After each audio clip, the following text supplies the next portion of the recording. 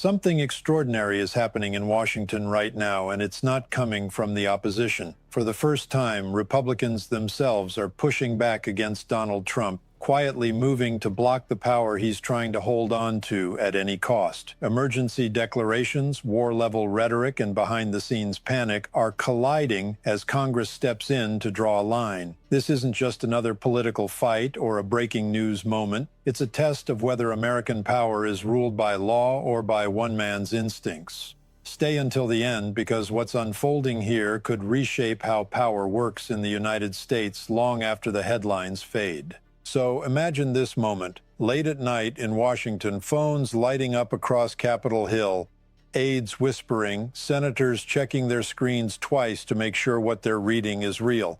Because the President of the United States is furious, not at Democrats, not at the media, but at his own party. And for the first time in a long time, the rebellion isn't coming from protesters outside the gates. It's coming from inside the walls, and that's where the real danger always begins. Because right now, Republicans are revolting against Donald Trump. And no, this isn't just the usual MAGA infighting or anonymous leaks meant to scare donors. This is something deeper, colder, and far more consequential, because it cuts directly into the one thing Trump believes he cannot live without: unchecked power.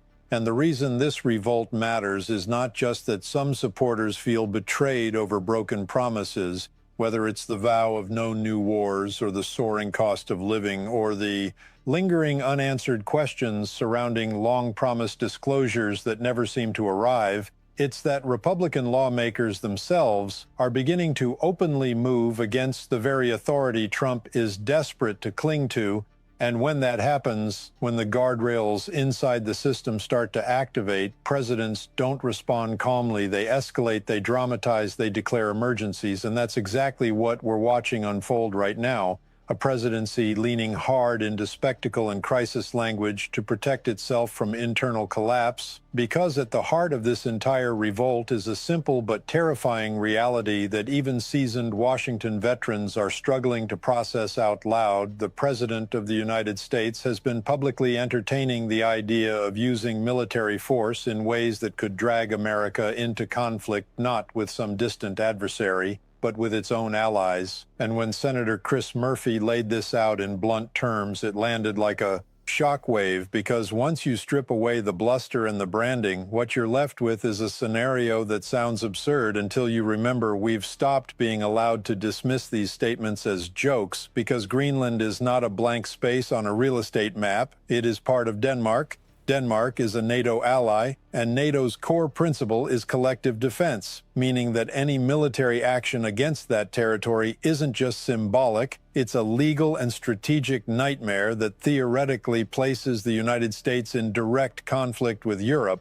And the fact that lawmakers are now having to seriously explain this to the public is itself a sign of how unmoored the conversation has become, because no one in America voted for a presidency that risks a shooting war with allies over land acquisition rhetoric. And yet here we are, parsing comments, weighing hypotheticals, and watching members of Trump's own party quietly but firmly try to shut the door before it's kicked open. And this is where Trump's worldview becomes critical to understanding the backlash, because he doesn't process geopolitics as alliances or treaties or shared security obligations. He processes it like property, like leverage, like a deal that can be forced if you push hard enough. And that mindset might work in a boardroom, but in global politics, it gets people killed. And Republican senators know this. They understand that once a president frames military action as an option, the machinery starts moving whether Congress likes it or not, which is why the War Powers Act suddenly became the battlefield, not as an abstract constitutional debate, but as an emergency brake. And when that brake was pulled, when Republicans joined Democrats to advance a resolution limiting the president's ability to act unilaterally, Trump didn't respond with negotiation or persuasion. He responded with rage, profanity, and threats, because that's what happens when someone who believes power is personal realizes it's actually conditional. And the reported phone call to Senator Susan Collins wasn't just about one vote. It was about the shock of discovering that loyalty has limits, that even in his own party there are lines that can't be crossed without resistance. And for Trump, that resistance feels existential because his entire second-term strategy hinges on projecting strength, inevitability, and control, and nothing undermines that faster than members of your own party publicly telling you no, especially when the issue at stake is war, authority, and constitutional boundaries. And this is where the narrative accelerates because faced with pushback, Trump doesn't retreat, he reframes, he reaches for the language of emergency, declaring extraordinary measures not just as policy tools but as political weapons. And the declaration of a national emergency tied to Venezuelan oil assets fits perfectly into this pattern because it allows him to cast himself as the sole protector of national security while portraying dissenting lawmakers as obstacles, even though the underlying reality is far more complicated, involving long timelines, massive corporate interests, uncertain infrastructure, and benefits that would flow primarily to multinational energy companies rather than ordinary Americans. But complexity has never been the point. The point is dominance, distraction, and control of the narrative, because emergencies change the rules. Emergencies centralize authority, and emergencies shift attention away from uncomfortable questions. And there are few questions more uncomfortable for this administration right now than why long-promised transparency efforts have stalled, why document releases have been delayed, and why it took bipartisan pressure rather than executive initiative to move certain oversight actions forward. And when lawmakers like Sheldon Whitehouse start talking openly about inspectors general, compliance failures, and unanswered timelines, it signals something important. Not a conclusion, not an accusation, but concern that process itself has broken down, and that concern is exactly what Trump cannot afford, because his political survival depends not just on winning arguments, but on exhausting the public, flooding the zone, and keeping every controversy competing for oxygen. And that's why these threads, Republican revolt, war powers, emergency declarations, and stalled disclosures, aren't separate stories. They're the same story viewed from different angles. A presidency trying to outrun accountability by accelerating chaos, and Republicans who once waved everything through are now calculating the cost of silence, weighing institutional damage against party loyalty, and realizing that if they don't act now, they may not recognize the system later. Because once a president openly suggests he is guided only by his own judgment and not by law, treaties, or precedent, the question stops being partisan and becomes structural, and that's the moment we're in. A moment where behind closed doors, Republicans are asking themselves whether stopping Trump is an act of betrayal or an act of preservation, because history doesn't remember who tweeted the loudest. It remembers who stepped in when the rules were bending past their breaking point. And this revolt, quiet in some places, explosive in others, may be the first real sign that the internal guardrails are finally being tested not by the opposition, but by those who know exactly how dangerous unchecked power can become when it's wrapped in grievance, spectacle, and the language of permanent emergency. And as this internal rebellion deepens, the real story shifts from what Donald Trump is saying publicly to what Republicans are doing privately, because behind the cameras, behind the social media outrage and the carefully worded statements, there is a growing recognition among GOP lawmakers that they are no longer dealing with a conventional presidency, but with a leader who sees every institutional limit as a personal insult. And that realization is changing behavior in ways that would have been unthinkable just a year ago, because when the War Powers Resolution advanced with Republican votes, it wasn't an accident or a momentary lapse in party discipline.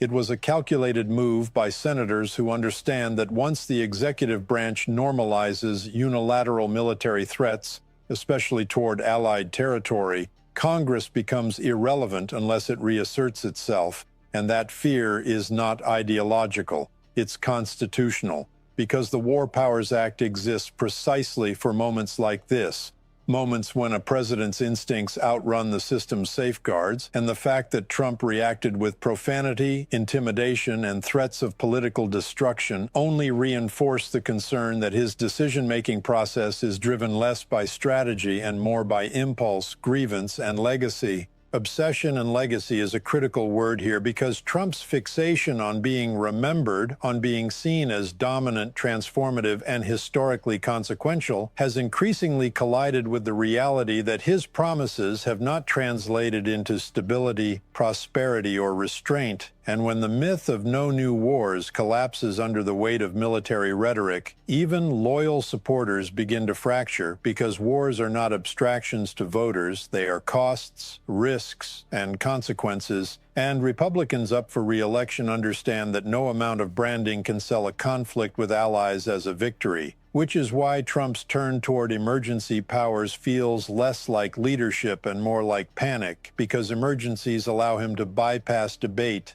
marginalize dissent, and recast opposition as sabotage. And this tactic has a long history, not just in American politics, but globally, where leaders who feel their authority slipping reach for extraordinary measures to freeze the political moment in their favor. And in Trump's case, the Venezuelan oil emergency is a textbook example of how economic assets are framed as security imperatives, even when the practical benefits are distant, uncertain, and largely corporate, because the language of emergency is not about timelines or feasibility, it's about optics, control, and narrative dominance. And while the administration insists this move is about protecting American interests, lawmakers on both sides of the aisle see something else.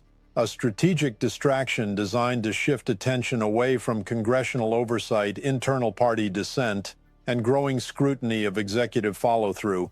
And this is where Trump's relationship with his own party becomes increasingly adversarial, because he doesn't just want support, he demands submission, and when senators assert independence, he treats it as betrayal rather than governance, publicly threatening their careers while privately depending on their votes for judicial confirmations, legislative priorities, and institutional cover. And that contradiction exposes the fragility of his position, because power that relies on fear rather than coalition eventually turns inward. And we're watching that process unfold in real time as Republican senators quietly coordinate, compare notes, and decide when and how to draw lines that were once unthinkable to draw. And this internal calculation is fueled by a broader concern that Trump's rhetoric about law, morality, and authority is no longer symbolic but operational, because when a president suggests he is governed by personal judgment rather than international law or constitutional constraint, it signals a worldview in which rules exist only when convenient. And that worldview terrifies lawmakers who understand that precedent outlives presidencies, because if these norms collapse now, they won't magically reappear later. And this anxiety has turned routine votes into flashpoints, phone calls into confrontations, and policy disagreements into existential tests of institutional survival. And all of this is happening against a backdrop of mounting public confusion and fatigue, where voters struggle to separate spectacle from substance. And that confusion is not accidental, it's strategic, because a crowded information environment benefits those who thrive on chaos. And Trump has always understood that if everything is breaking news, nothing is accountability, which is why the convergence of these stories matters so much, because the war powers fight, the emergency declaration, the Republican revolt, and the stalled disclosures are not isolated controversies. They are interconnected stress fractures in a system being pushed beyond its design.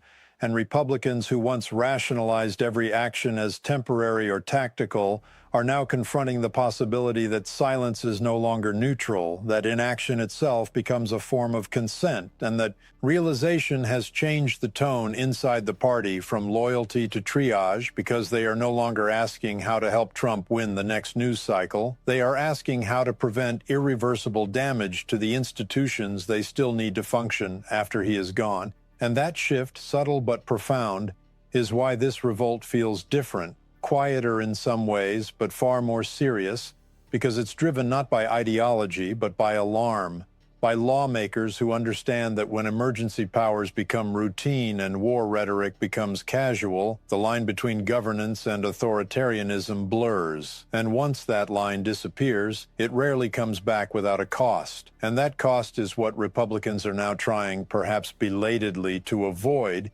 even as Trump escalates attacks and frames every check on his power as an attack on the nation itself, because in his mind the two are inseparable. And that belief, more than any single policy or controversy, is what has finally pushed members of his own party into open resistance, setting the stage for an internal confrontation that will define not just this presidency, but the future balance of power long after the headlines fade. And while the public argument rages over war powers and emergency declarations, a quieter, more unsettling pressure is building beneath the surface, because every time the administration escalates the language of crisis, it inadvertently shines a light on what it seems most eager to outrun: oversight, documentation, timelines, and the slow, methodical work of accountability. And this is where the story takes a darker, more procedural turn, not into conspiracy or rumor, but into the uncomfortable territory of process failures and unanswered questions, because when lawmakers begin asking why promised disclosures are delayed, why reviews stretch on indefinitely, and why statutory deadlines slip without explanation, they aren't alleging conclusions, they're identifying red flags, and red flags are dangerous not because they prove wrongdoing, but because they invite scrutiny. And scrutiny is the one thing a presidency built on speed, spectacle, and dominance struggles to manage. And that's why the discussion around delayed document releases has become so sensitive, because the administration itself elevated these disclosures into a defining promise, signaling urgency, prioritization, and transparency, only for reality to unfold far more slowly than rhetoric suggested. And when senators like Sheldon Whitehouse begin publicly describing the gap between expectation and execution, emphasizing numbers, timelines, and compliance requirements rather than theories, it reframes the issue entirely, turning it from a political talking point into an administrative credibility test. And that shift matters because credibility is the currency of governance. And once it's questioned, every subsequent explanation faces higher skepticism. And the request for Inspector General review isn't an accusation. It's an admission that something in the process went wrong, whether through mismanagement, delay, or conflicting priorities. And for an administration already battling internal revolt, that kind of inquiry compounds the pressure, because inspectors general operate outside political theater, dealing in memos, records, and chains of decision-making, and their work doesn't disappear with a tweet or a rally. And this is where Trump's strategy becomes clearer, not in any single statement, but in the pattern of escalation, because whenever scrutiny tightens, the narrative widens, emergencies are declared, external threats are emphasized, and the conversation shifts from documentation to dominance, from compliance to confrontation, and it's not subtle, it's instinctive. A reflex honed over decades: flood the zone, change the subject, raise the stakes, and hope the audience moves on. But Congress isn't an audience, it's a co-equal branch, and some lawmakers are beginning to behave like it again, pressing for subpoenas, following financial trails, and asking why certain avenues weren't pursued proactively if transparency was truly the priority. And again, this isn't about proving an outcome, it's about explaining a process, and processes don't have feelings, they have records, and records are stubborn because they don't care how loudly anyone insists on their own version of events. And the deeper this inquiry goes, the more it threatens to collide with Trump's preferred mode of operation, which is personal control over narrative rather than institutional disclosure. And that collision is what he fears, because it limits his ability to redefine reality on demand. And this fear explains why the rhetoric around loyalty has intensified, why dissent is framed as sabotage, and why even bipartisan oversight is portrayed as partisan warfare. Because once you accept neutral review, you accept the possibility of outcomes you can't control. And Trump has always treated control as synonymous with survival. And this brings us back to why Republicans themselves are so uneasy, because they can see the convergence forming: war powers being challenged, emergency powers being scrutinized, disclosure processes being questioned, and internal party unity fraying all at once. And they understand that this isn't just a bad news cycle, it's a systems test, one that asks whether institutions still function when pressure comes from the top rather than the outside. And some Republicans are now quietly acknowledging that the real risk isn't what investigators might find, But what happens if oversight fails entirely because a system that can't examine itself becomes brittle? And brittle systems don't bend, they shatter, and this awareness has shifted the internal conversation from defense to distance, from justification to insulation, as lawmakers calculate how to separate their own constitutional responsibilities from a presidency that increasingly treats those responsibilities as obstacles, and all the while, Trump continues to push forward, framing himself as besieged, misunderstood, and unfairly constrained, leaning harder into the language of destiny and personal judgment, even as the institutional machinery around him begins to hum louder, slower, and more deliberately, because oversight doesn't rush. It accumulates, and that accumulation is what keeps him awake. Because no matter how many crises are declared or enemies named, paper trails don't vanish, deadlines don't forget, and processes don't care about loyalty. And that's why this moment feels heavier than previous controversies, because it's no longer about what Trump says or tweets, it's about what he can't fully control. And for a leader whose authority has always flowed from dominating the narrative, the quiet persistence of oversight may be the most destabilizing force he's faced yet, setting the stage for a final confrontation not over ideology or elections, but over whether the institutions he governs are still allowed to govern him. And this is where the story ultimately lands, not in a single vote, not in a single phone call, not even in a single emergency declaration, but in a reckoning that Republicans, Democrats, and the public alike can no longer postpone, because what we are watching is not just a clash of personalities or a cycle of outrage, it's a stress test of whether American governance still functions when pressure comes from inside the highest office rather than from outside threats. And the reason this moment feels different, heavier, more consequential is that the resistance is no longer purely partisan. It's institutional, it's procedural, it's driven by lawmakers who may disagree on ideology, but increasingly agree on one uncomfortable truth: that power justified only by personal will, insulated by emergency language, and defended through intimidation eventually, turns against the very system that grants it legitimacy. And Republicans know this, even if they won't all say it out loud, because they understand that today's shortcuts become tomorrow's precedents, and once those precedents exist, they don't belong to one man or one party anymore. They belong to whoever comes next. And that realization has transformed quiet unease into cautious action. Votes cast not for applause but for restraint. Oversight requests framed not as attacks but as necessities. And distance created not out of disloyalty but out of self-preservation, because history is unforgiving to those who confuse silence with neutrality. And Trump, for all his bravado, senses this shift, which is why his rhetoric has grown sharper, his framing more apocalyptic, and his reliance on emergency powers more pronounced. Because leaders who feel control slipping don't slow down. They accelerate, they raise the stakes, they demand loyalty tests, and they insist that only they can protect the nation from collapse, even as their own actions create the instability they warn against. And that paradox is at the center of this presidency's final act: a leader obsessed with legacy but increasingly boxed in by process, a party torn between short-term alignment and long-term survival, and institutions forced to choose whether they will be performative or functional when it matters most. And for the audience watching this unfold, the temptation is to treat it as just another chapter in a long-running political drama, but that would miss the point entirely, because the real question isn't whether Trump wins the next argument or dominates the next news cycle. It's whether the rules that govern power are still stronger than the people who temporarily hold it.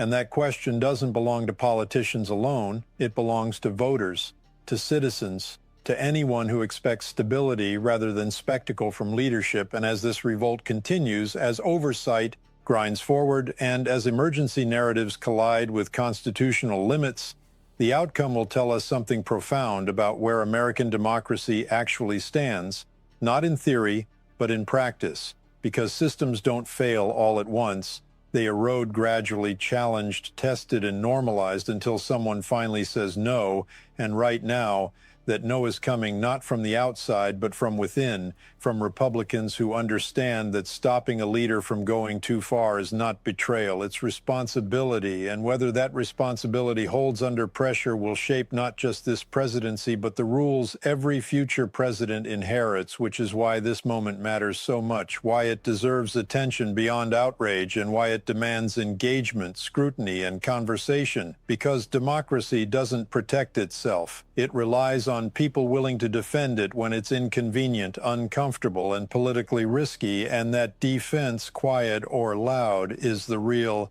story unfolding behind the headlines, one that will be written not by declarations or threats, but by the choices made when power meets its limits, and the world is watching to see whether those limits still mean something.